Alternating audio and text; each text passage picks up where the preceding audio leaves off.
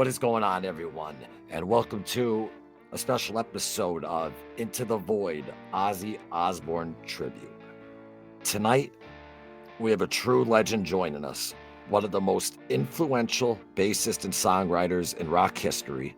His work has shaped the sound of some of the greatest albums ever recorded, from Blizzard of Ozz and Diary of a Madman to his time with Rainbow, Uriah Heep, Gary Moore, and so many others.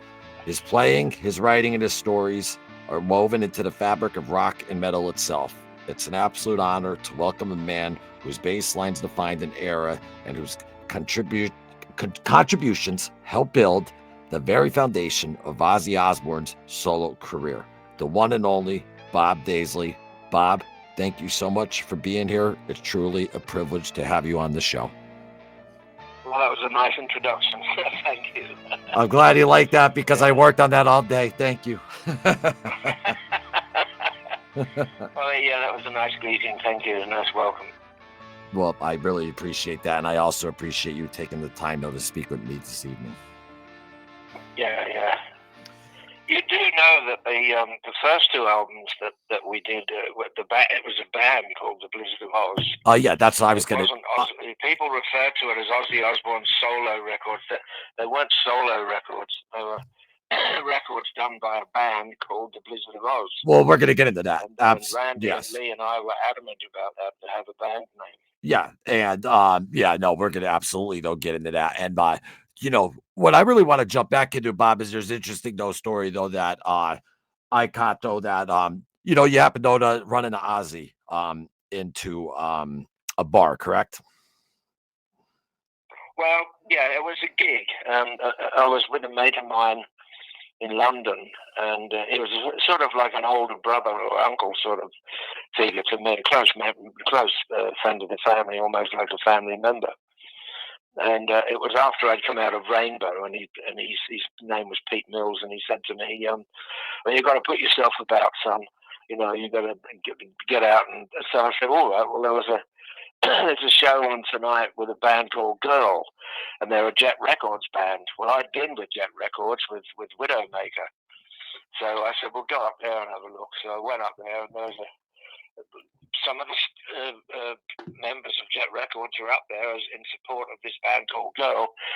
And I was chatting to one of them, Arthur Sharp, and he said, well, Ozzy's here tonight. Do you know him? And I said, well, I wouldn't say that I know him. I may have met him. And he introduced us. Ozzy and I got chatting, and Ozzy knew that I'd just come out of Rainbow. And then he said, I'm putting a band together. Would you be interested? And I said, well, yeah, I would, as a matter of fact. Now, Bob, now was Ozzy at the? I was born in '81, so I want to get like your mindset. Like, were you? It's a different Ozzy Osbourne, obviously, than I know. The Ozzy Osbourne, everyone knows, the Prince of Darkness, whatever. This is an Ozzy Osbourne out of Black Sabbath. That were you fan? Yeah, were you a fan? Yeah. So, like, were you fan? You were a fan of Sabbath, though? Like, you knew Ozzy, though? Like you knew of his work? Like, I knew who he was. And yeah. I knew he'd come out of Sabbath, and I knew why he'd come out of Sabbath. He was, yes. People warned me against working with him because they said he was unprofessional and burnt out and a pisshead and all the rest. He didn't have a good reputation, but I knew just in my heart that I needed to do it, and I wanted to do it, and I had to do it. But he'd already seen this guitarist in LA called Randy Rhoads. But when Ozzy asked me to form something with him in England, Randy wasn't mentioned, and I caught a train up to his house. David Arden, who was Don Arden's son, he phoned me and he said, look, we've got you a train ticket. Go up to Ozzy's house. He'll pick you up at the station and you can have a play. So I went up there. Ozzy and I got on like a house on fire straight away. Immediate sort of like buddies, mates. It was just definitely on the same page, musically, humor-wise, everything. Yeah. And he had two other guys at his house, a drummer and a guitarist. And I pulled Ozzy aside at one point and I said, well, to be honest, Ozzy, I said, I'd like to work with you. I'm not too sure about these other guys. I said, they're decent players and they're nice enough guys and blah, blah, blah. I said, I don't think they're world class, though. Don, why did you want to work with Ozzy, though? What drew you to Ozzy at that time? It was an opportunity, and I felt destined it was almost like there was something in me, like it was sort of like a little message of you have to do this. Yeah, So it gotcha. just felt right. Gotcha. As soon as Ozzy and I met, he picked me up at the station, took me back to his house in Stafford, and as soon as he and I began like chatting, discussing things with the same sense of humour, same musical taste, it was all very. Well, this feels right. Yes. It just felt right, and it felt when I was introduced to him at the club was in London, a place called the Music Machine. That was the name of the club. Um, it just felt like well, this is happening for a reason, and it really felt like that. Yeah. Well, But yeah. when I told him, I said the other two guys, I said I don't think they're world class, so he dismissed them straight off. He said, well, I met this other guitar player in LA. He said he's a great guitar player. He's a guitar teacher. And I said, who's that? And he said, his name is Randy Rhoads. And I said, well, nobody heard of him. And David Arden didn't want to fly Randy over because he was unknown, he was young, and he was American. And they wanted to keep it as a UK-based band. And so David Arden said no at first. And eventually Ozzy and I talked him into getting Randy over. And when the three of us met up in Jet Records office, that would have been about October '79. We caught a train together up to Ozzy's place and began we just sort of had a play together, and Ozzy sang, and we just jammed really. Well, Randy and I got on like a house on fire as well. As soon as we started playing, the first break that we had, we said almost simultaneously to each other, I like your playing, something like that, a line like that, like good playing, or I like your playing, or I like the way you play, something like that. But we said it at the same time. So you just so from like your first like session, though, like you just had that feeling of like, yeah, this fits. Oh yeah, it just clicked. It just clicked. Then there was Ozzy and Randy and me, and then we started auditioning drummers. Yes. And during the time of auditioning drummers, we were writing material. We got to a point where we had several songs, but they didn't have lyrics. And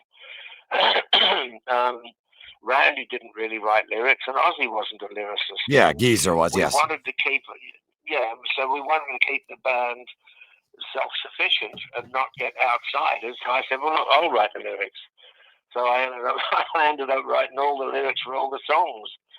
So that was all me, So Bob, can I just say one thing? One song though that made me start music and change my life and everything. I just want to thank you though. Thank you for writing Mr. Crowley. And, and like that, huh? And Diary of a Madman. Yeah. Yeah. Well, the composition is Diary of a Madman. Well, the Diary of a Madman was all my idea. I remember I was with Ozzy. I had a flat in Holland Park, and Ozzy and I were walking up Holland Park Avenue one day. This was after we'd already done the first album, and I said, I've got a title for the second album. See if you like it. And he said, what's that? And I said, Diary of a Madman. And he said, oh, I love that. He said, that's great. And so then that album had to be called that, but we didn't. And I love that album. I was referring to the actual song, like how I said Mr. Crowley and the song Diary of a Madman. I was just that's what I was referring to. See, we got to a point where we had songs for the Diary of a Madman album. Yeah, and that's why. How did that? Because both those albums came out like bang bang quick. So I mean, you guys are just running right out of the gate. They were recorded about 11 months apart.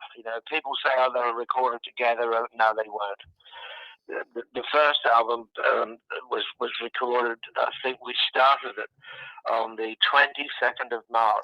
Was anything, though, written from Diary while Blizzard was going on that didn't, that you held off till Diary? No. They were two completely different entities. They were separate entities. Oh, so that came in fresh. We used all the material we had on Blizzard. Then we went on the road, did a tour, and then after that we started writing new material for the next album, Diary of a Madman. I remember we got to a point where we still didn't have a title track. And Randy had this piece that his guitar teacher, because he was studying classical, had given him called Etude. And he was playing that, and we turned that into a musical piece. And we got the music together, and because it had weird timings and sort of strange vibe to. I thought, well, this would be good as a title track for Diary of a Madman, so I'll make this one Diary of a Madman. So I wrote the lyrics for Diary of a Madman for that song, and that's how that came about. And the song, Mr. Crowley, I remember when I was 5 years old. I mean, I heard that intro, and that's what I'm a keyboard player, and I immediately started. That's what got me on keyboards. That whole intro, and just asking him the questions, I just thought was just genius of of a song, like lyrically wise, like it's I don't know, it's just so profound. It's just unbelievable. Well, that title came from Ozzy, Mr. Crowley. It was supposed to be about Aleister Crowley, but I wanted to turn it around. I didn't want to be sort of pro-Satanist or pro-darkness or any of that stuff. So I made it sort of, Crowley, what were you thinking? Well, and and there's all, it's perfect, and that's why everyone who's like, oh, you're Satanist, he sang about Aleister Crowley, this or that. I'm like, read the lyrics. Yeah, so that's it. Yeah. But I mean, just incredible Revelation, Mother Earth. I mean, Believer. I mean, just a baseline. I mean, Suicide Solution. What call was written beforehand, correct? Why is it escaping my mind right now? Goodbye to Romance. Oh, right, yeah. Randy Hardy had that. Romance. Well, yeah, Goodbye to Romance and You Looking at Me, Looking at You.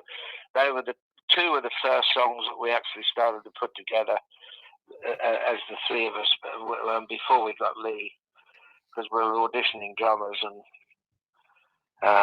during the audition of drummers, we were sort of in between auditioning drummers, we were writing material, and those two were the first two that we wrote. So, Bob, what was it like? I mean, what was it like, if you don't mind me asking? Because I just wanted to steer just a little bit, just different from the history, and then just the magic of being in the room. Like, did you guys know what you were writing was monumental? Not really at the time. I remember after we'd finished recording the first album, we were sort of listening back to stuff that we'd done, and after a little while we started thinking, hello, something special's going on here. I mean, and it was, you could feel it. And then other people began commenting. We had people coming down from the record company to hear us, and they were picking out lyric lines and guitar lines and things that they loved, and we thought, well, yeah, this is pretty special stuff. The thing is, you have to remember that in 1980, when we recorded that album, it was March 1980, the things that were in vogue at the time musically were punk and disco and new wave. Yep. So what we were doing wasn't considered in vogue, if you know what I mean. It was sort of, but we didn't think, well, how can we write a hit song, or what's in the charts at the moment, or how can we cash in or jump on the bandwagon of what's trendy or in vogue at the moment. We just thought, we're just going to do what we're good at. And we went in and we just acted out ourselves, our own, from the heart. Yeah. And I think that's why it became so naturally. People could feel the enjoyment in the music that we were having, because we weren't trying to be anything other than what we naturally were, and we were just being ourselves.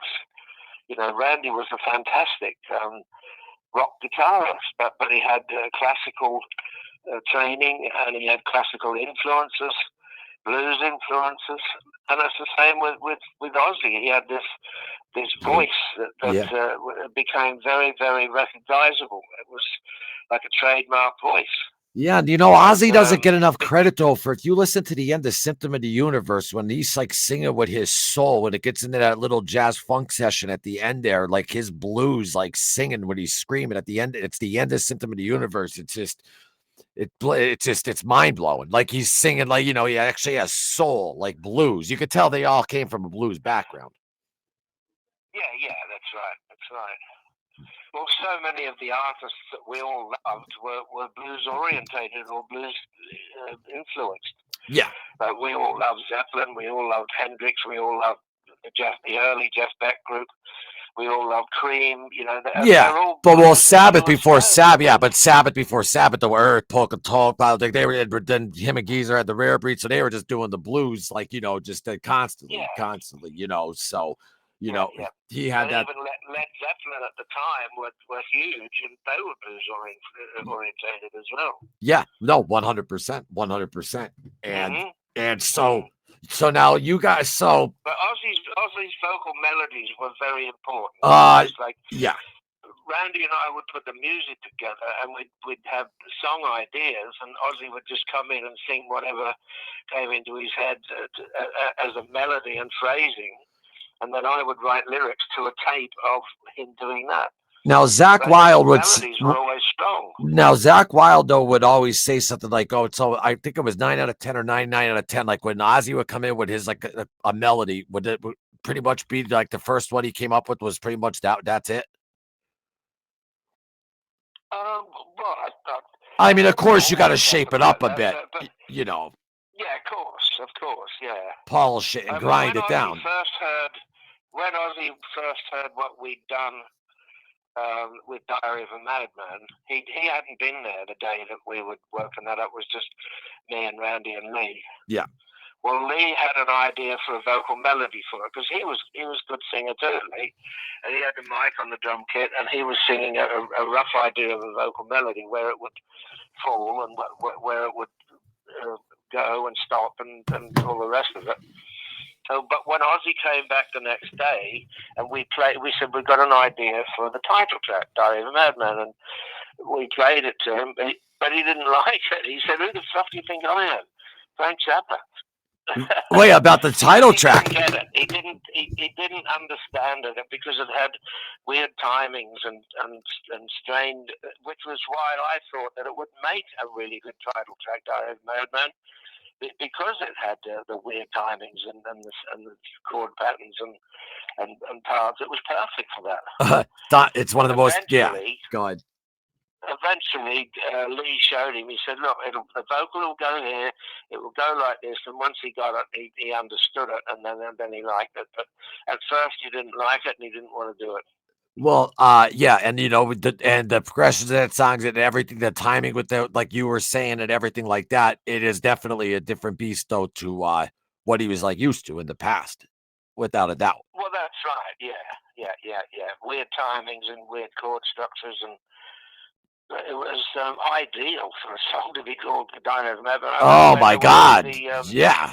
The guy that did the string arrangement and choirs and that on it, his name was Lou Clark, and he did all the string arrangements and stuff for ELO. Well, he came down to our last rehearsal.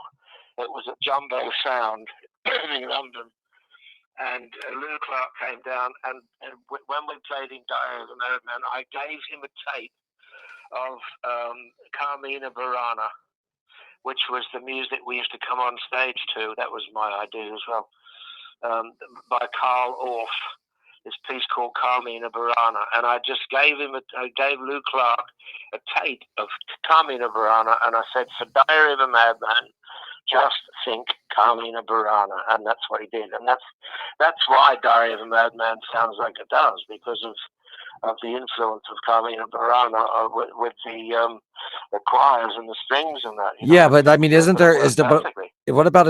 there a Johnny Cook out there? Johnny Cook played keyboards on Diary of a Madman. Yes. He was the keyboardist.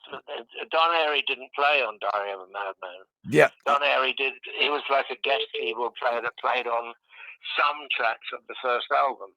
Yeah, he was in Rainbow, so yeah. He wasn't part of well, there's that misconception out there, though, that some people say that, and I'm like, no, I said that because he is. Well, that's the thing. On Diary of a Madman, Johnny Cook was supposed to get his credit, and he didn't get his credit. But there's no keyboard player credited on Diary of a Madman.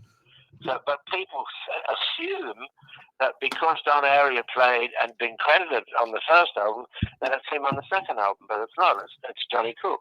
I worked with Johnny Cook, and he was the keyboard player with Mungo Jerry when we worked together in Mungo Jerry in 1973 and 74. Mm-hmm. So, yeah. On Diary, that's Johnny Cook. Because I'm a keyboard player, and yeah. So anything I hear, and especially on Diary, the keys on that is just unbelievable. I want to jump real quick to Randy, real quick. 25 years old. Yeah. 25 years old. He passes now. Bob, I have my problems with addiction, my problems with whatever. I'm like you're just like normal musician type guy that played in bands and just did whatever. Not nowhere near your level. My point being though is, this guy, while people are out drinking and stuff, while this guy's touring and stuff, he's out trying to get guitar lessons at the age of freaking 24. Because he passed 25, so we'll say 24. All of that. Was this guy a musician? Like, what his humbleness is what just I can't believe for how old he was. That's what shocks me. Well, Randy, I think he started playing when he was about 5. Because his mother had a music school, Musonia. Yes. And in Burbank. And so he started at a very young age, and music was second nature to him. It was in his blood. It was his life. It was his language. And he wanted to advance and advance and advance.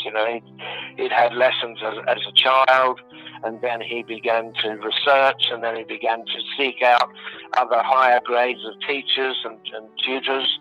And he always used to look for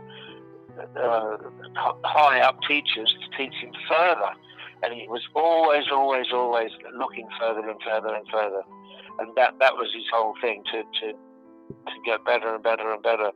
And it was almost like a search for him to reach a goal or a certain point, which he hadn't by the time he left, but he'd certainly made his mark, and he became,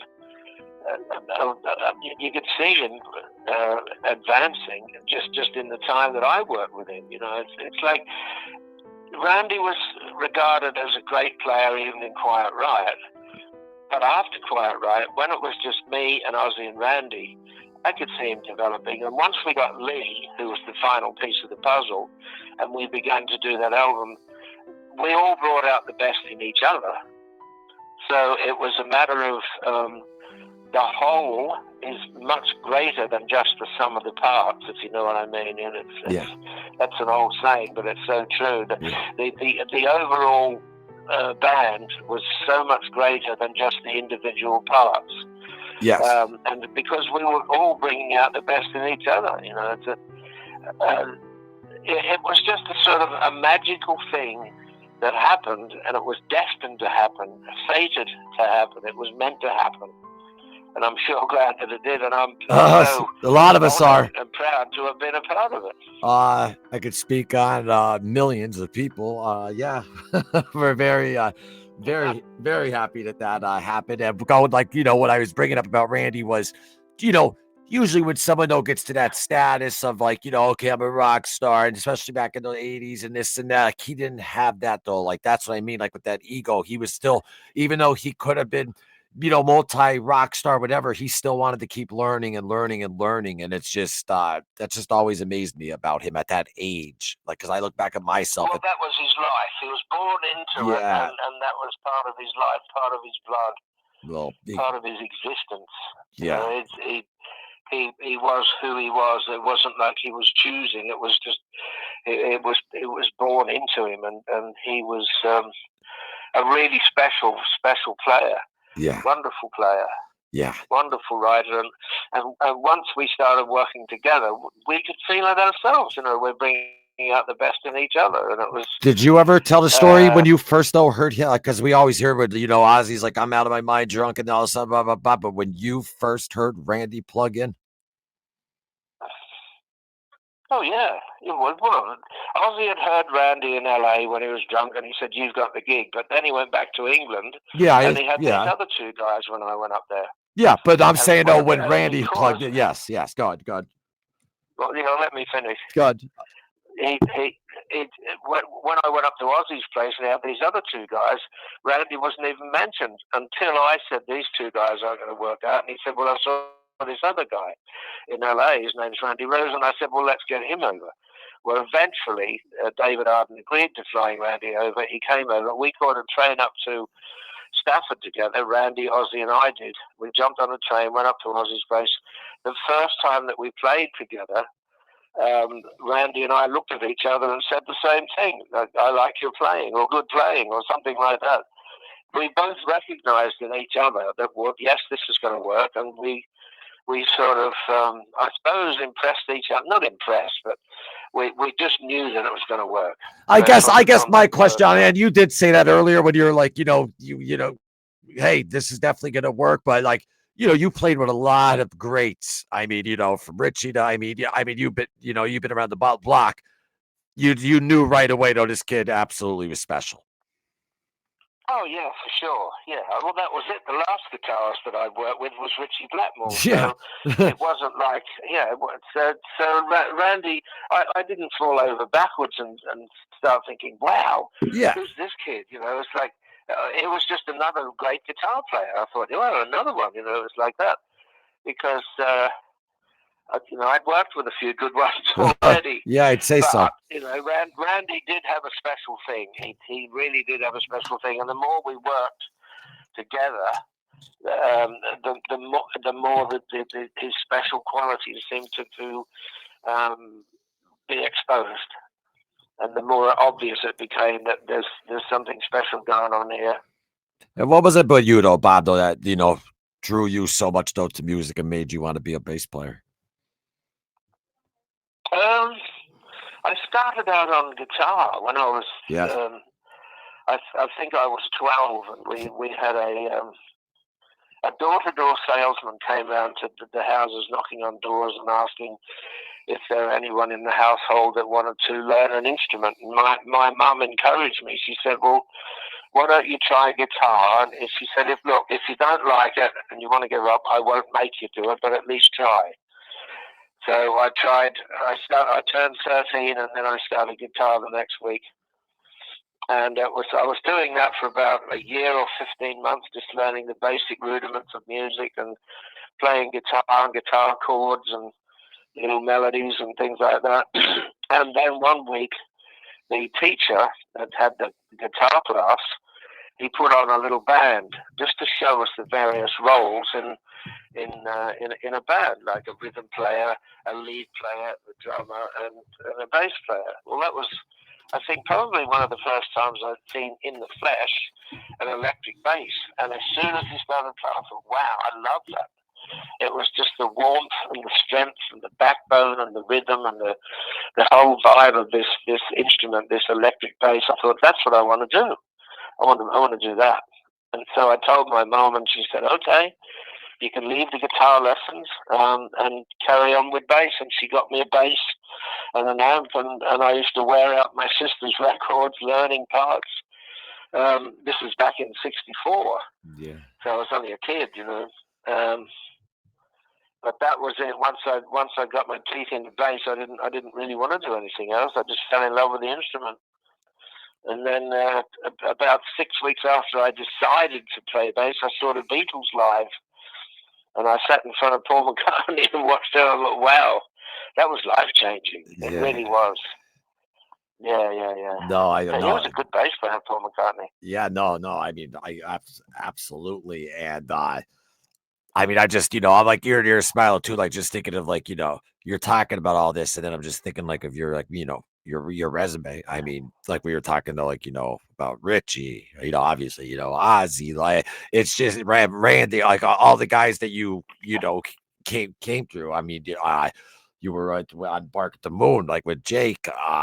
Speaking of, and I don't want to go jump the real head though on that though. I want to just real quick though before I Emily though did have a question that I want to just bring up on the Bark at the Moon thing. Just give me 1 second here. Plus this will edit out. And Bob, just so you know, this part will be edited out too. When I interrupt like that, you could tell me to go fuck myself. No, tell me to go fuck myself. It's not disrespect. I get excited. That's all it is.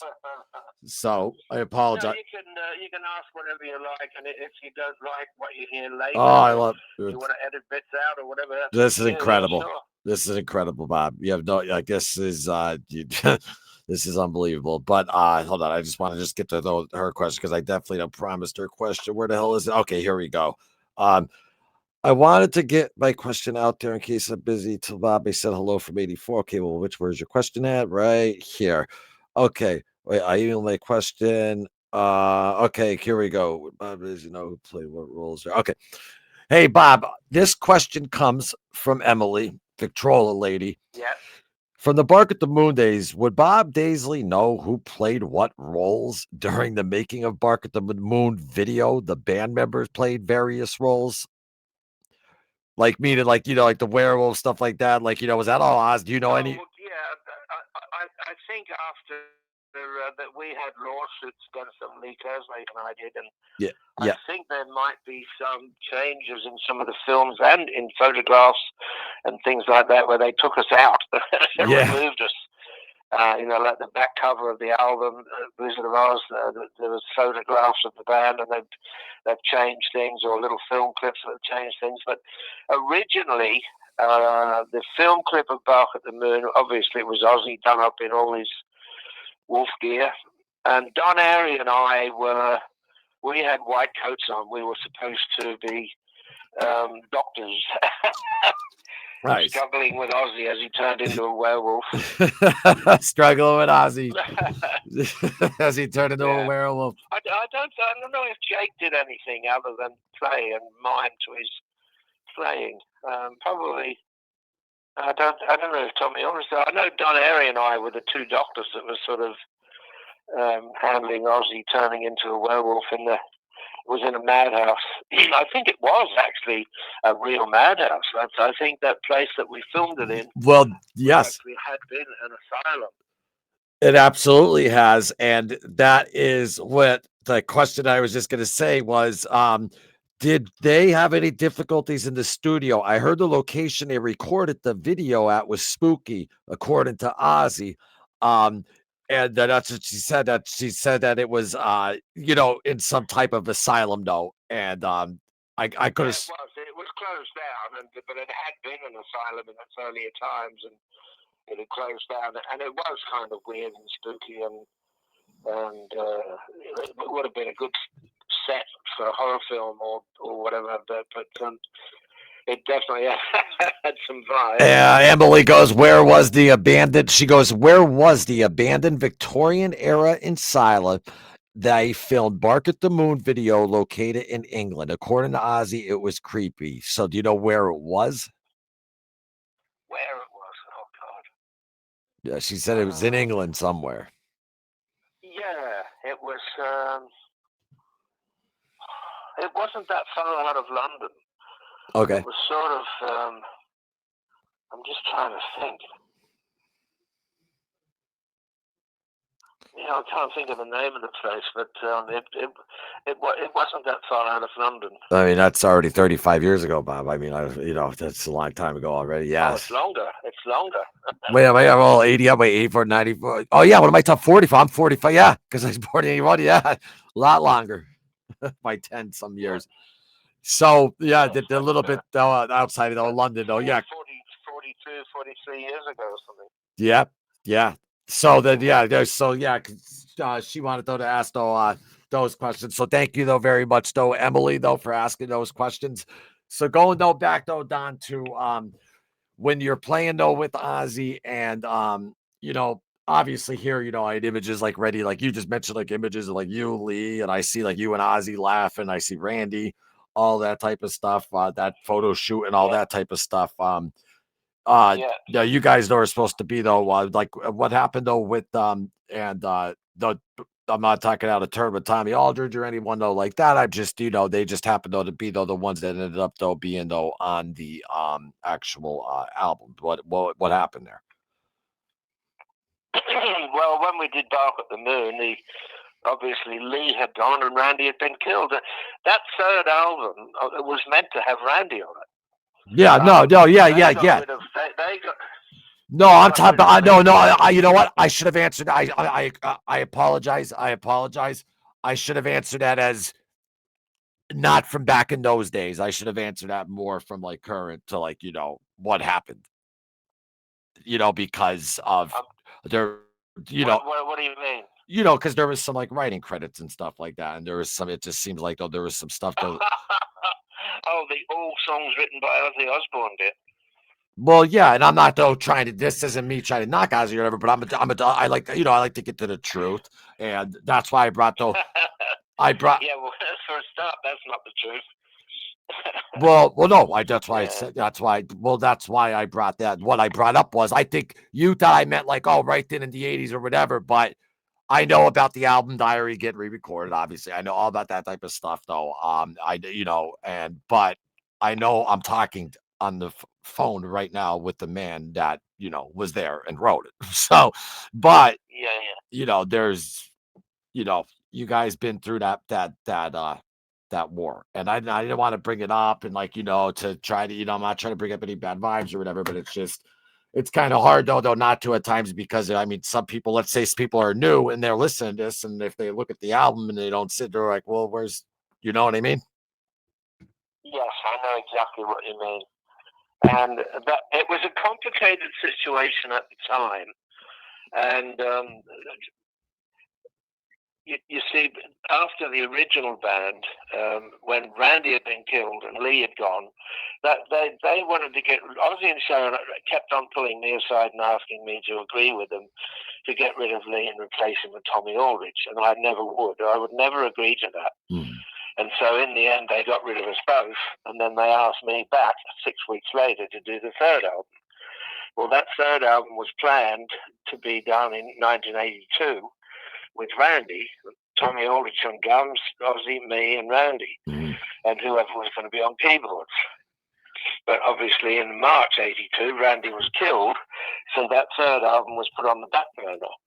And eventually they got J.T. Lee, and then I was already had been asked to do the third album, and I had already agreed to do it because I thought it was going to be with Randy and me and Ozzy again.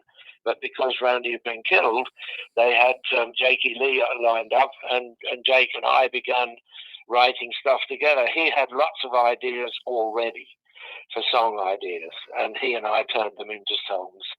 I'd put parts in or change bits or make suggestions, but Jake and I work very well together. Yeah, and he came in to fill in some big shoes, because I mean those two albums that you guys listen, let's be honest. He did an admirable job, I thought, of filling those very difficult to fill shoes. I mean, how do you follow an act like Randy Rhoads? That's a hard act to follow.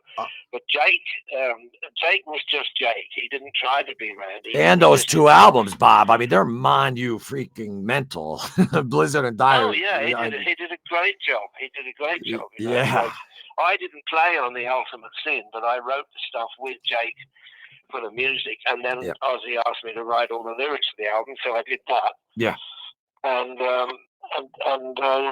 Jake played wonderfully. I thought he was a great player, and he even when we did stuff live, when we did the world tour in '84 with that lineup, me and Jake, Ozzy, and Tommy Aldridge and Don Airy, Jake made the stuff from Blizzard of Ozz and Diary of a Madman. Any songs that we did live, he sort of did play them like Randy, but made them his. He did his version of it, and he played great. I thought Jake, he put his stamp and his trademark on those songs that Randy had played so brilliantly. When you listen to him, you could tell it's Jake. Yeah, like when you listen to Jake, you could tell it's Jake. And that's a beautiful thing, and not an easy thing to do after Randy, and not to mention. Okay, yeah, you got the Randy Rhoads shoes to fill, but then you also have, you guys just got done with Blizzard and Diary of a Madman. So now, besides what just happened, try topping all that. That's a lot. And for him to come in and, I mean, Killer of Giants, I know that's Ultimate Sin, stuff like that. I mean, just a great guy, just a great humble guy. And I'm happy that he was able to get through what he got through. I'm sure you heard that he got shot 3 times and healed up well. I did, yeah. I saw there's an interview on that he's just done recently, and he talks about that being shot and what happened and how it happened, and they got the guys that did it. And but he was very fortunate, very lucky to be not hurt worse than he did get hurt. he got shot through the wrist and somewhere else, and I think he got hit 3 times, but none of them fatally wounded, unfortunately. So yeah, and they emptied the whole entire clip too. Yeah, Thank God. Thank God. Yeah, I remember when I worked with Gary Moore, and I worked with Gary Moore a lot. He's one of the best guitar I was going to bring him up next up. Yeah. Yep. He's a wonderful player, Gary. Fantastic. And he used to talk about Jake, and he was impressed with Jake. So you know, that says a lot. When Gary Moore's impressed with a guitar player, he thought Jake was a great player. Yeah, and Gary Moore is just unbelievable. Another one though, who Bob is on resume with as well. Richie Blackmore, Randy Rhoads, Ozzy Osbourne, Gary Moore. I mean, you know, the list still goes on. Also, could you one other question though too from Bonnie? She just wanted to know though, and you don't have to answer this if you don't want to though. But do you have any type of like special moment though that you ever had with Ozzy that like you'd like ever like want to share, like just you two, or no? We had lots of special moments. It was I don't know. I know. You see, Ozzy and I had issues legally because of, you know, the bad credits on Diary of a Madman, the non-payment of royalties, and all that. We had legal issues and lawsuits and all that sort of stuff, which is they weren't pleasant experiences. But the day that I found out that he died, I did cry. I shed tears because everything that I remembered about all the good times and the laughter and the fun and the jokes and the humor that we shared, it all came flooding back, and that's what I remembered most. And plus, you know, we created a lot of stuff together that affected a lot of people's lives. You know, whether it was with Jake or Zach or Randy or whatever, the nucleus, the core of it was always me and Ozzy. Yeah. So when he went, it hit me in the heart. You know, so it was a very sad day. Yeah. And special moments. I remember being in the control room with Ozzy when we were listening back to Goodbye to Romance, I think it was. And we both started singing an outro together. We not something we worked out. We just began singing it, and we sang the same tune, the same melody, and the same piece, and ended up being played on keyboard as the outro to Goodbye to Romance. Ozzy and I did that together simultaneously. It was just a sort of, I don't know, it was one of those things you can't, it's hard to describe, that it just happened. So that keyboard, did that keyboard thing at the end of that? That's like, that part on the outro of Goodbye to Romance, that Ozzy and I started singing that simultaneously, right at the same time. Oh, wow. Without having worked it out or heard it before, we just did it together, and that was a pretty special moment. It just meant, you know, it was an example of how on the same page we were. Yeah, the magic though that was just going on. I mean, yeah. That musical flow, that musical magic, all of that, and like you were just saying, of course, yeah, you know, there was some, you know, legal stuff, all that. See, Lee was a big part of the final puzzle as well, because we went into a studio and we had a drummer called Dixie Lee, and he was from a band called Lone Star. And we were thinking about, is this the guy? This could be the drummer. So he was in the band for a little while, but it just wasn't the final piece. He was a nice guy and was a good drummer. And we went in and we did a demo of about 4 songs. I think we did I Don't Know, Crazy Train, Goodbye to Romance, and You're Looking at Me, Looking at You, I think. And Dixie Lee was on them. But they didn't have the magic that once we got Lee, it was like, bang, here's the final piece of the puzzle. This has made the whole thing. Now the whole thing is completed, and that didn't happen until we got Lee. Yeah. So I think if any one member of the band had been, they were irreplaceable. You know, if they'd had a different guitarist other than Randy, it would have been not the same if they had a different singer, if it didn't have a different bass player, and the same with if it had had a different drummer. It just wouldn't have worked like it did. So it was all meant to happen. And when the four pieces fitted together, it was just wow, bang, here we are, done. Yeah. And you take away one of those ingredients, and then you boom, it's ruined. Like, you know what I mean? And That's right.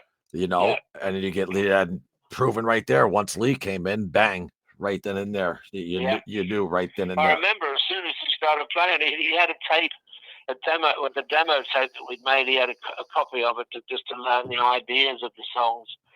And as soon as he started playing, he came down to Shepperton Film Studios where we were rehearsing. And as soon as Lee started playing, I still remember the song it was. It was the first song we did was I Don't Know. And as soon as Lee started playing, Randy and I looked at each other and thought, fuck, this is the guy.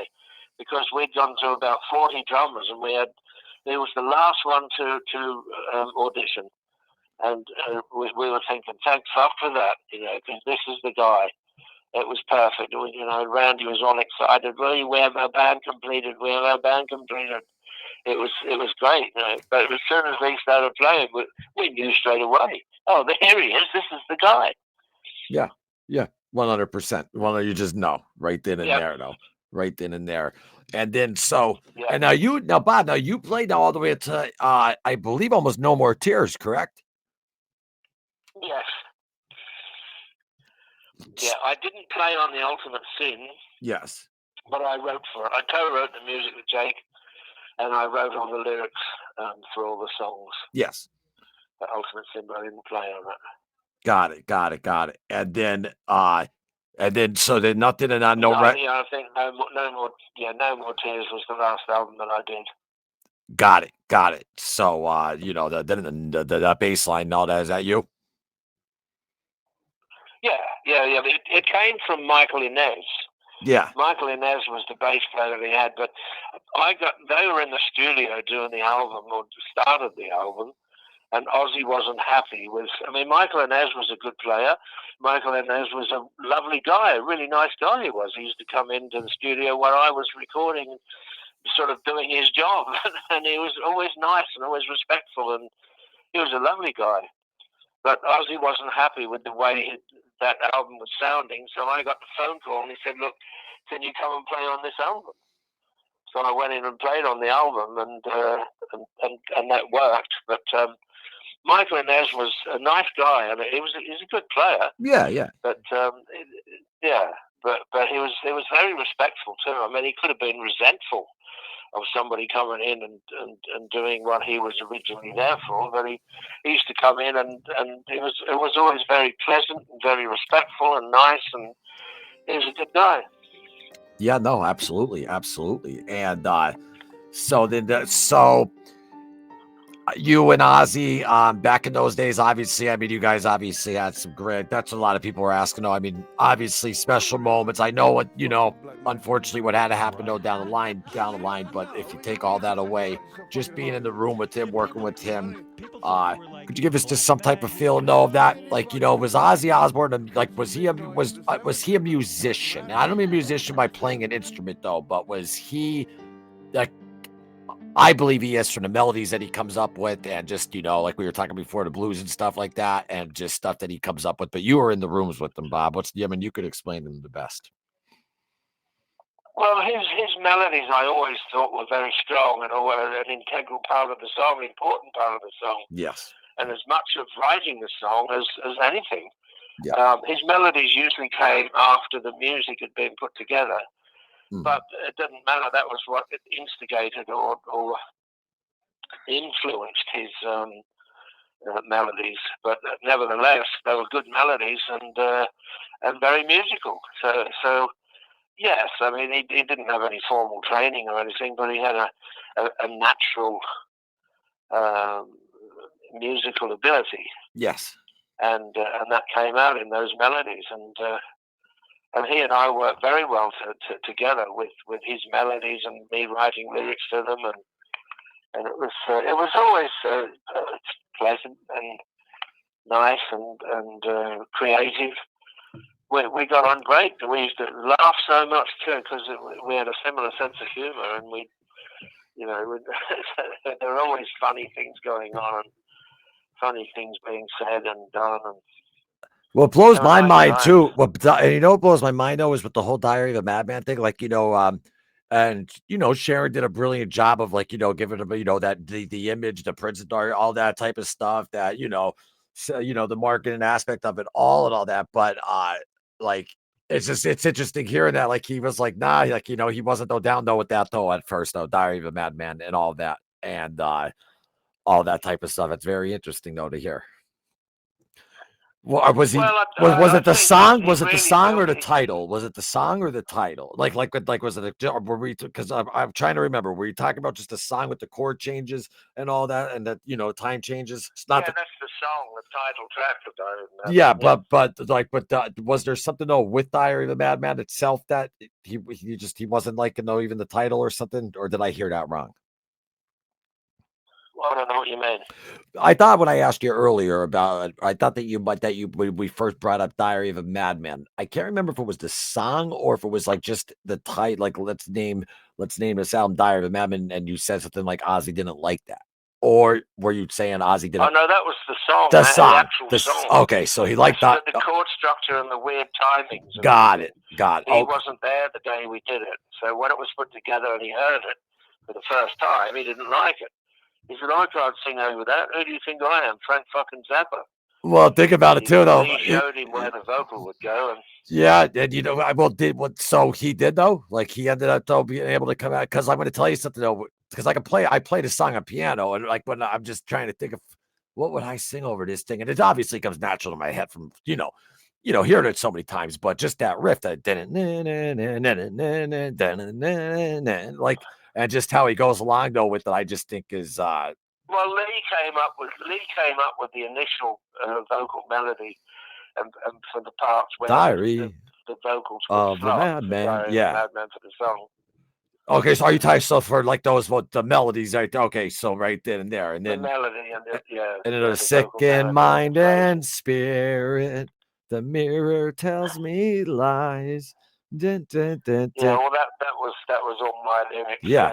Yeah. Well, I just watched a classical, like there's a guy the other day I was watching, he broke down Diary of Mammon, the song, and he's a classical like composer, professional. Oh, I know that guy. Yeah. And he was talking about, he's like, and Bob Daisley, and like, and he was like, talking, he's like, and they were talking about like manic depression, this and that, and all that type of stuff, though. And, it was nice, though, to hear, though, your name, though, being, though, the one that was, though, mentioned because, I mean, you wrote that song.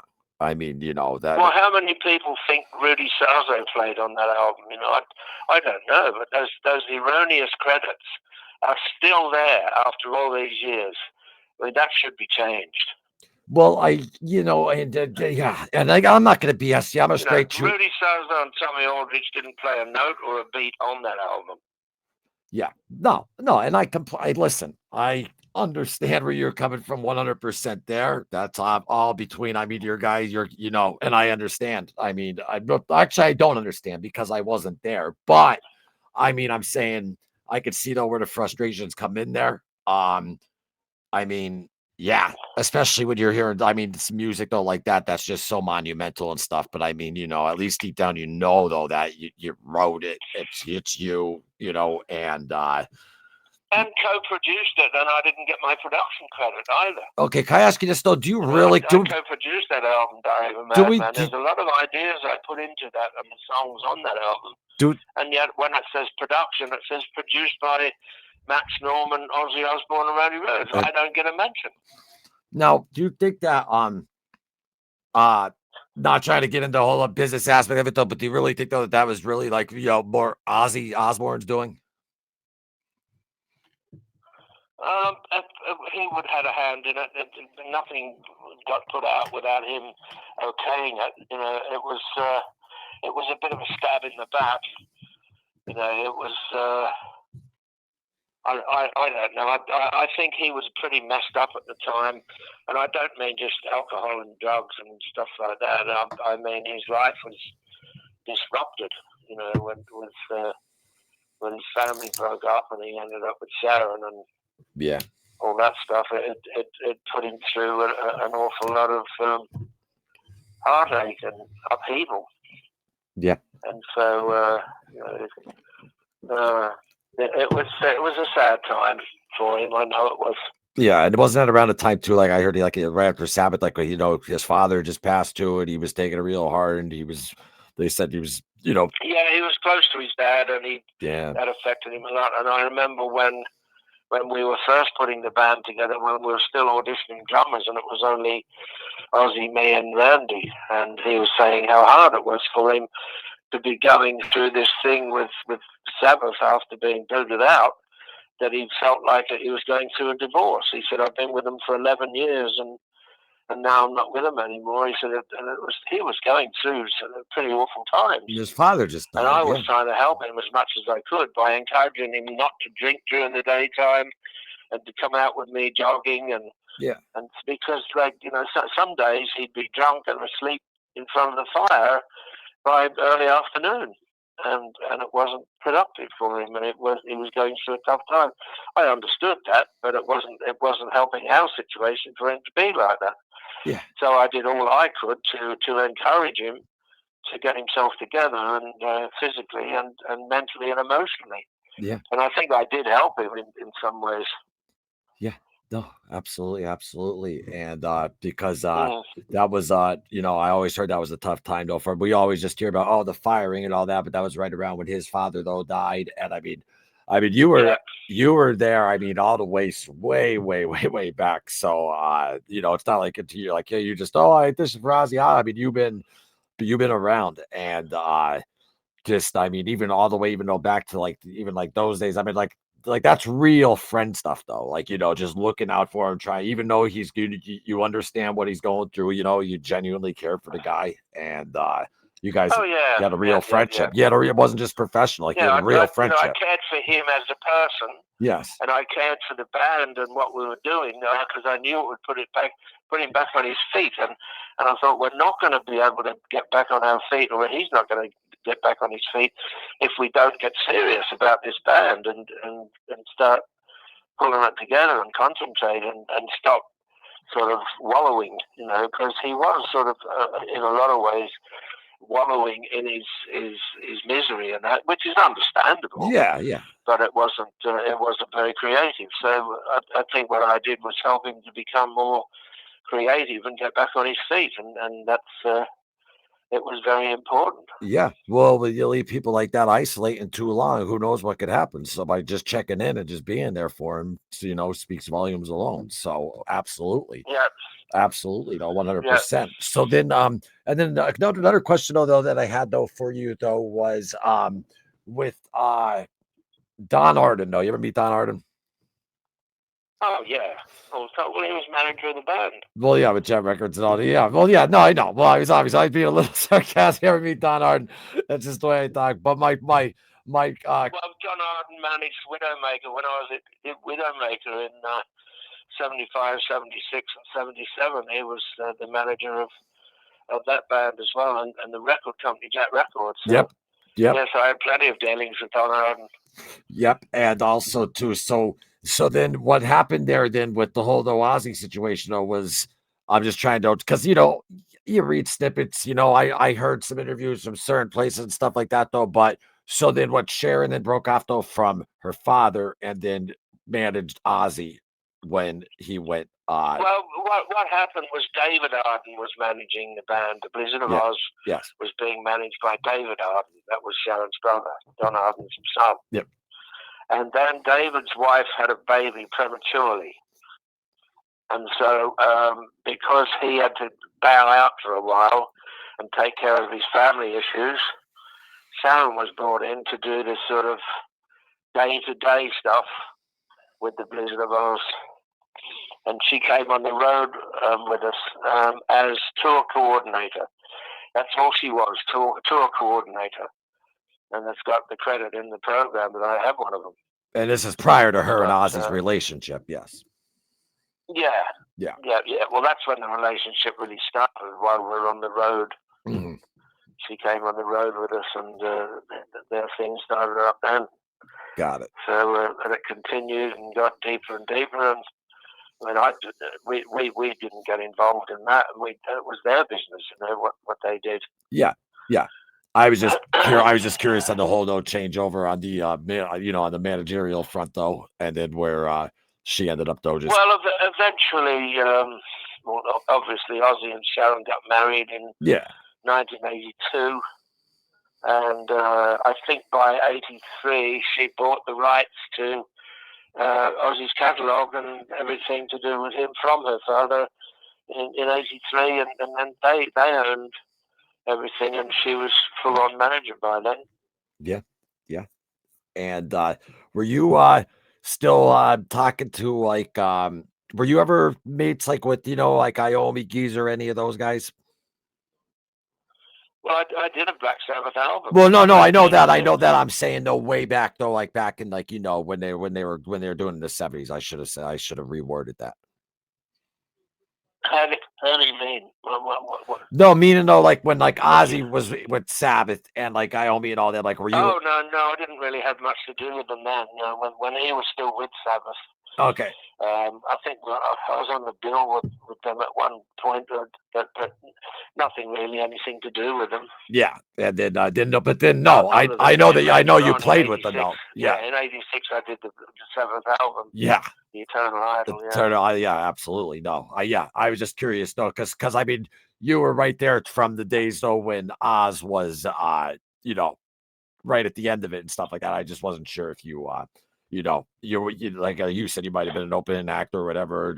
I'd hear it there though, but nothing like too close though until though after Sabbath though. So then basically because it just blows my mind. The first two albums is just like it just seems like the way my father explained that they were just like boom boom. They come out, and then Speak of the Devil happens. And now that happens though, because in March of 1982, Randy though. Yeah. Tragic day in Florida that we all know about happens. And they come out with this Speak of the Devil in, I believe it was, I want to say September, November. It was around Bark at the Moon. When did Bark at the Moon come out? 83. It was November of 83. 83, yeah. Yeah, November too. So then that came out in November, because that came out in November as well, and also the other one though. So then that was more, I guess, because Gillis played guitar on that, and that because that was actually the first vinyl Ozzy album I had was Speak of the Devil, and then after that though is then when you guys then went right into the Bark of the Moon after that. And so I guess Jake, you guys were still looking for Jake at this time, right? Third Speak of the Devil, all that type of stuff. Well, I wasn't looking for Jake. I was with Uriah Heep. Exactly. Because Lee and I got ousted together. They got rid of Lee, and they got rid of me because I wouldn't agree to getting rid of Lee. So they got rid of us both. That's when we went back to Bark at the Moon. Yes, because of Lee. Exactly. Apologies on that. So then you leave. You end up though coming back on Bark at the Moon, and then that's when then Jake's there. And like we already talked about how he. Well, Ozzy had Jake. When I came back, he already had Jake. So I was going to go in and write and record the third album with Jake and Ozzy and that. And I got a phone call from Ozzy asking me to do the Ozz Festival.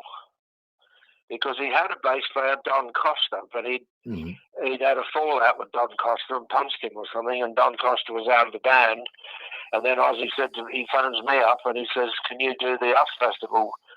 Because I was supposed to go over there anyway and start writing and rehearsing and all. And he said, "Well, can you come a bit earlier and do the Ozz Festival?" Which was a bit sort of out of the blue. Yeah. But I did it. I got off the plane, went straight to rehearsals. Jet lagged and tired and all that. I think we did 2 rehearsals and then we did the Ozz Festival. But it all went fine. But I hadn't played those songs for like 2 years. So yeah, no, absolutely though. And then what do you think though it was though that actually now I got a better question for you though. Who would you say out of maybe it could be Uriah Heep, maybe it could be whoever, but you hear names like Richie Blackmore, Gary Moore, Ozzy Osbourne, all this. Do you have a certain one that you enjoyed the most playing though with it all, or do you enjoy playing with that? Do you have your most great moments with all of them? Well, yeah, I had great moments with all of them. People often say to me, "You played with so many great guitar players. Which one's the best?" Well, there is no best. It's like Randy was the best player for the Blizzard of Ozz. Jake was the best player for the next band. You know, Gary Moore was the best player for the Gary Moore band, and Tony Iommi was the best guitarist for Black Sabbath. And they're all different players, and they're all different situations, and they're all wonderful in their own way. You know, so yeah, and also Mickey Box with Uriah Heep, perfect for the band. You know, it's like. With some people you can say, oh, I can replace him with a better player, but does it work as well? You know, it's like when I was on the road with Ozzy and we had Motley Crue opening up for us, and one night, well, we used to swap over buses sometimes. That fucking tour, go on. Guys would go on our bus. Yeah. What's that? I know. I said that fucking tour. I just was laughing, but go on. About the stories of that tour, but go on. One night I went on their bus, and they were having a band meeting and Mick Mars had gone on our bus. So we'd swapped. I'd gone on their bus, and Mick Mars was on our bus. So he wasn't there. So I was on the bus with Motley Crue, and they were talking about getting rid of Mick Mars, you know, because he was a bit older than them. He wasn't exactly a huge virtuoso player. He was a good player and part of the chemistry. And they asked me my opinion. I said, well, it's your band meeting. And they said, no, we'd like to know what you think. And I said, okay, don't make the same mistake as Ozzy did with Lee. Don't get rid of Mick Mars. He's part of the chemistry. He's part of what people like. He's part of why it's working. Don't change the formula. And they listened and they kept him, and it was all good for them. But you know, sometimes you can replace people with somebody that might be technically better, but it just does not work. You can look at Ringo in the Beatles, and he's a classic example of you know, he's a great drummer, perfect for the Beatles. And you can say, okay, let's put Ginger Baker or John Bonham or Keith Moon or somebody that's more of a virtuoso drummer in the Beatles. It just wouldn't work. No. He might be technically a better player, but it just wouldn't work. No, and that's why none of these super bands. Yeah, exactly. It's not the same, and that's why I was going to say, like with the New York Yankees, they could get all the best hitters in the freaking world, but no, if you don't have the chemistry in the clubhouse, you're not winning, and that's just that's it. Yep, chemistry and all that. It's so important. Well, with you and Ozzy singing the end of "Goodbye to Romance," and that's the keyboard melody and stuff like that. I mean, that's the chemistry magic. Yep. That stuff right there. Yep. You know, why fuck with that? You know, why fuck with that? But I mean, the music business is an ugly business. It's a dog-eat-dog world. It is. You know, as you definitely know. Emily also wanted to ask, though, are you doing anything like any type of like have you been working on anything at all solo or messing around with music at all? Well, I'm doing an album at the moment. I had a blues band called the Hoochie Coochie Band, and I did an album. I had John Lord play on it from Deep Purple, but then we were going to do another one, and John got cancer and died. But we're doing another Hoochie Coochie Men album now at the moment, which hopefully we should be finished by early next year. And that's got some good guests on it. And that it's got the nucleus of the Hoochie Coochie Men, which is me and Rob Grosser and Tim Gaze on guitar, good guitar player. And we get other guests, people to sing, people to play keyboards. You know, Johnny Cook's on a track. Ray Dorset from Mungo Jerry, he's sung a couple of tracks. Jolene Turner, he's sung a couple of tracks. There's different people on it, all great people. So that album should be out next year at some point, and that's what I'm doing at the moment. So yeah, it's a gradual process, you know, because I'm sort of semi-retired now. I don't go on the road anymore, and I don't do live stuff anymore, but I still play and write and record. So that's what we're doing at the moment, and it's coming along good. You know, I'm happy with how it's sounding and the songs and everything. You know, so I mean, yeah, it's a blues album or blues orientated, blues influenced album, so it's blues flavored. Definitely be looking forward to that too, and then also too though, which I have read though, for people out there though, Bob has a book out though called "For Fact's Sake" as well. If anyone's have you read it? Yes, I have. And if anyone's interested in that, the link is also though in the description. So yeah. So then, like overall though, personal. Yeah, no, that was from Smiley Coyote. That you already said no. You had a lot of personal moments. Most of the questions are like personal moments with Ozzy, but a lot of personal moments with Ozzy when you were, especially when you're trying to help him out in those days. I mean, that's as personal as it Well, gets. yeah. That's. I mean, I had lots of special moments with Ozzy. He and I were very close in a lot of ways for a long time, and even though we didn't work together or talk even towards the end, yep. It's nothing can erase the good times that we had, and they were memorable good times. And it's sad that he went when he did. It was it would have been nice to be able to make up with him and to talk about old times with him.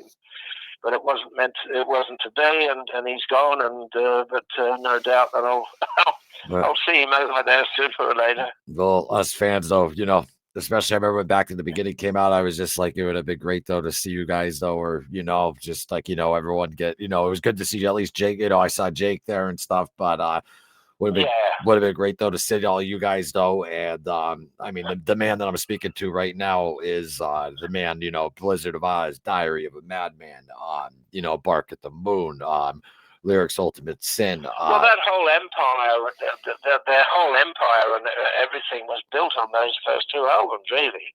I mean, that's what got it all started.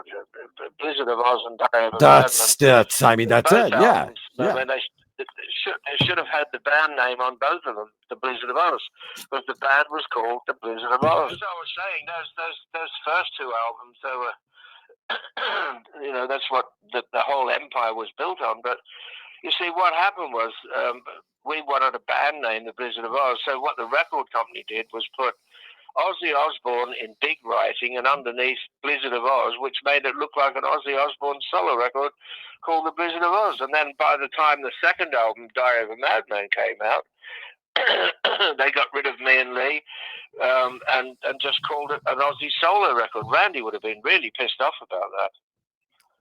So Randy then this whole entire... So, yes, so then originally it was always supposed to be the Blizzard of Ozz. The Blizzard of Ozz, the name of the band, yes. Yeah. So Diary of a Madman should have had Diary of a Madman, the Blizzard of Ozz written on it. Yeah, because that was the name of all you guys' band. And Randy, so but you just said though Randy though would have been so all the time that he was alive, dog, he thought it was the Blizzard of Ozz. Yeah, he was adamant. So was I. And Randy and I went and had meetings with the record company. And this is before we even had Lee. And then when Lee joined, he said, "No, we have to have a band name." And we all agreed. And Ozzy, including Ozzy, right? Yeah, and including Ozzy. Yep. Obviously. Yep. And that's Lee, excuse me. Bob, how many drunken arguments around the fire I'd have with people like, no, it's Ozzy sometime. Like, I'm telling you, it started as the Blizzard of Ozz. I'm telling you. Yeah, that's right. Well, you can see the photographs. There's a Jet Records promotional photograph, and it's got the Jet Records logo on it, and it's got a picture of us, and underneath the picture, it's got the Blizzard of Ozz. There it is, right there. Yep. No, 100%, absolutely. And yep. Just what a story. And the book, I mean, you guys got to definitely, the link is in the description. And, if you're down to just want to learn the facts, then, Don don't pull no, Bob don't pull no punch. Well, the book's been received very well. People are loving it. If you go on Amazon, all the reviews are 5-star, which I'm really pleased about because, the thing is number one, I have a very good memory. Number two, I kept diaries all the way through the years. And number three, I took lots of photographs. So in the book, it's very accurate and it's very factual. And that's why I called it For Fact's Sake. Yeah. For the obvious other reason as well, because For Fuck's Sake is a very common saying, whether it's in America, England, Australia, but anywhere English speaking countries, everybody says, "Oh, for fuck's sake." For fuck's sake, for facts, yeah. So for facts' sake, so I mean, I it called just. it for fact's sake because it's factual. Yeah, and it comes to, and there's no book like Bob Daisley about Ozzy Osbourne, but there are books about Bob Daisley, the bassist known for playing on early Ozzy Osbourne albums like Blizzard of Ozz and Diary of a Madman. His autobiography, For Fact's Sake, is available on Amazon. He discusses his career with Ozzy and other bands. There are also other books about Ozzy Osbourne available on Amazon. But yeah, Bob, it's For Fact's Sake, though, guys. Check that out, though, on Amazon. I Am Oz is available. Yeah, great reviews on it. I'm looking them all over though right here though too. But it's a fantastic book. I mean, it's fantastic, and I mean, just what you guys put together. I mean, I can't thank you enough. I'm sure I could. I'm thanking you for millions and millions of people out there. I mean, those first, Well, yeah, it's nice to be appreciated and acknowledged. It's really an honor for me to have done all this stuff, and it's also an honor to affect people's lives. I get messages coming through on whether it's on Facebook or the website or whatever, and they say, "Oh, I love this song and affected my life," or "This song got me through this time," or "This really helped my life in this way." That's what it's all about. That's the most important thing. You know what, Bob? Like, I'm a pretty good judge of character, even though I always respect my elders, but like, you weren't on here being like, I wrote everything this, I wrote everything that. You were like, it was the chemistry of all of us. It was the chemistry. Of course it was. Yeah, like, and of course it was. Yeah. And that was beautiful though to hear, even like about Ozzy, about Randy, about Ollie is just all together, about Lee, Ollie is just all together, and why fix it if it's not broken? But that's unfortunately how things don't work out. And but the music, hey, one thing that can never be taken away is the music. Well, that's the most important thing, that we reached a lot of lives and affected a lot of lives in a positive way, and that's more important than all the other bullshit and bad water that went under the bridge, or legal issues or lawsuits and all the rest of it. The most important thing is that we came up with the goods and people love it, and that's in a nutshell. That's the most important thing. Yeah, and I mean, if Ozzy, back in those days too, like you were saying, was reaching back out to you, I mean, he obviously respected the hell out of you. I mean, he knew that you were someone that he could just count on, and you were probably getting gold every time coming into the studio. That's how he'd be calling back all the time. So Ozzy used to jokingly call me Sid Serious. Well, I was the one that was always sort of, no, it's not good enough, we can do it again, or we can do it better, or we should change this, and near enough was never good enough. Near enough's not good enough. Yeah, you got to be that way. Yeah.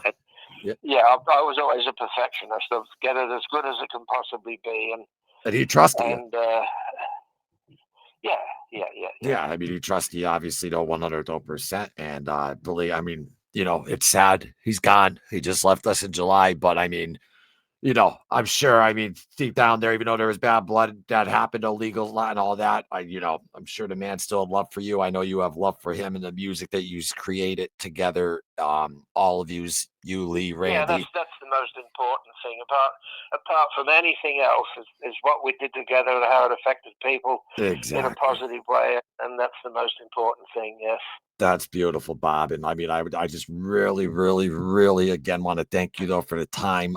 This is incredible. And well, it's been nice talking to you, and there have been good questions, and and I send my love to all the listeners too, because they are what it's all about, really. I mean, what's the point of having any music if nobody hears it, or if it doesn't affect anybody? So they are as important as the music itself. So exactly. Blessings to you all. No, 100%. And you know what? And I'll put this in the beginning though, but there's one last question. Because I played in a lot of bands before. How the fuck though are you in a studio and like you're fucking playing, like you guys are jamming and you write something like Crazy Train. You're telling me you guys don't all look at each other and say, yeah, we just fucking wrote something that's gonna be monumental. Like you just don't have that magic. Like you just don't. No, it didn't happen like that. It was like how Crazy Train came about. It was so good though. Randy had the riffs. Randy had the riffs, and he used to have these effects pedals. And when he plugged certain effects pedals in, it made a kind of it was a sort of chugging sound, and it had a sort of like a psychedelic sound to it as well. Yeah. Even when he wasn't playing, just the effect of the pedal going through the amp. Yeah. And I said to Randy, as we were doing it, we were working out just the music for that song, and I said, Randy, it sounds like a train, but I said it's sort of a bit psychedelic sounding, like a crazy train. So I came up with the title then, Crazy Train, on the spot. Nice. And there was a common saying, "Oh, you're off the rails," or "You're going off the rails," or whatever. So Yeah. I thought, well, if you're going off the rails on a crazy train, so that's how that came about. And we began rehearsing it. I've got tapes of us writing that and putting it together. And there's one funny one where Ozzy at the beginning of it, where he says, I'd written the lyrics by then, or at least some of them. Yeah. And he, at the beginning of the song, Ozzy says, "All aboard," that part. But in this tape that I've got in our rehearsal, you can hear him say, "All aboard, you cunts." Oh, man, what I do for that version.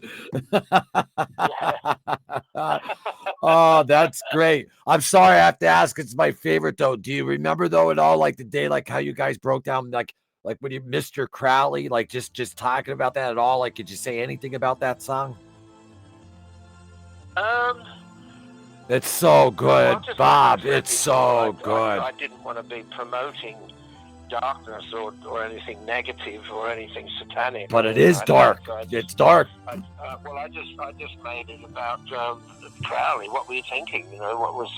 What went on in your head, sort of thing. Yeah. The keyboard intro came. Don Airey embellished and elaborated on a keyboard intro that another keyboard player had done. The whole story's in my book. We had this keyboard player come down. Yep. For Jet Records, sent it down. I think he'd worked with maybe ELO or Roy Wood or somebody like that. And he did a little intro for Crowley, and it was sort of like the one we ended up with, except that Don Airey embellished it and elaborated on it. And so, but the original keyboard intro came from this other player. I've got a tape of that as well. It's like the original one. Yeah, like he probably had like the D minor to the A minor to the C major to like had the normal chord laid out and whatnot, put the bass line to it, or the guy had the whole thing in and just. Well, it was a similar sort of melody and movement, but not quite. But just and it's so basic, with that organ sound and everything. It's so good. It's just so good, and the way how he used to do it in his later shows, like where he would just stop and then wait for everyone to go. I mean, it's so good, that song, and just that just was it polemically said, "I want to know what you meant," or "Won't you ride my white horse?" Yeah. Aleister Crowley used to sign his autograph, "Polemically yours," Aleister Crowley. Mm-hmm. Polemic it just means controversial, and he was controversial. He was always a controversial character. Yeah, and Ozzy came up so Ozzy then came up with Mr. Crowley. But was this before? Did he talk about him? Did you guys like, let's write about him, or like, did you guys already write the song? Well, Randy had the basic idea for the music. Yes. It didn't have a keyboard intro at first, but then this other guy came down and he put a keyboard intro on it, which later got used as an influence on what Don Airey had done. Yeah. And because it was called, Ozzy had the title, Mr. Crowley, and so I wrote the lyrics about Aleister Crowley, but in a way of sort of not promoting him, but just making it sound like, what were you thinking? What were you on? Yeah, I love it. And that's what I laugh about, how everyone's just like, he sings about Crowley, he sings about this, and I'm like, read the freaking lyrics though. But I mean, they're yeah, well, that's it. Yeah, no, I mean, they just look at the cover and bark, as you know. But it's just just incredible. I mean, that in it. I mean, and that's the last one I'm going to bring up. Oh, listen, I got to bring up one more. I'm sorry, Believer. Oh, well, that was just about the power of belief. That I used to read a lot of stuff on philosophy and the power of positive thinking and even on stuff on Buddhism, and I'd read bits of the Bible and all sorts of stuff. Yeah. So there was always philosophical stuff rattling around in my head. And that bass is so bass is about the power of belief. Boom, boom, boom, boom, boom, boom, bum, like just so good. It's just so good. And like, you know, Revelation, Mother Earth. But it had a nice message. It had a positive message that people relate to. You know, you got to believe in yourself, or no one will believe in you. Yeah, that's my main like Facebook thing. That's the sign that I always have on, is Believer right there. I love it. I mean, Diary, Madman, Diary is my favorite album on. Well, it's hard for me. I always say Blizzard and Diary together because they're just, it's just I don't know. To me, they're just meshed together in my mind. But well, yeah, you know, people say, which one do you prefer, or which one do you think's better? And I don't know. And they're just two good albums. So, but here's the thing that you guys did, though, incredible. Part of both. Here's what you did incredible. Like, he gets fired from Sabbath. You guys get together. Ozzy, it's not like, okay, every decade he was still able to like to stay relevant, but he didn't follow grunge when grunge came out, when Osmosis came out, all those albums. Yeah, that's right. Like, and he was just stay. But I think it all started from what you guys did with that sound. Like, I think it's just a completely different sound. Like, I really do. Like, you could go into that, like into a music store and be like, oh, that's how, you know, and I'm not just saying from the distinct voice, from the way how the keys are, you know, just from everything like that he's done. It's just a stem off from what you understand what I'm saying. Yeah, I do. Yeah. Well done. Listen, this is an Ozzy Osbourne tribute channel, and I love the man more than life itself. But at the same time, though, like, I don't fuck around when it comes to history, and I just like to get the truth out there as well. Sure. Yeah, that's all I'm ever interested in, the truth and what really happened. Exactly, and you deserve all of that, though. Yeah. All of that, and like Jake even said, it wasn't about the money; it was just about the credit. Like, you know, Well, that's right. So, I shall speak to you soon if necessary. If not, we'll talk through emails. Yep, absolutely, Bob. Thank you. It's been an honor. Thank you, my friend.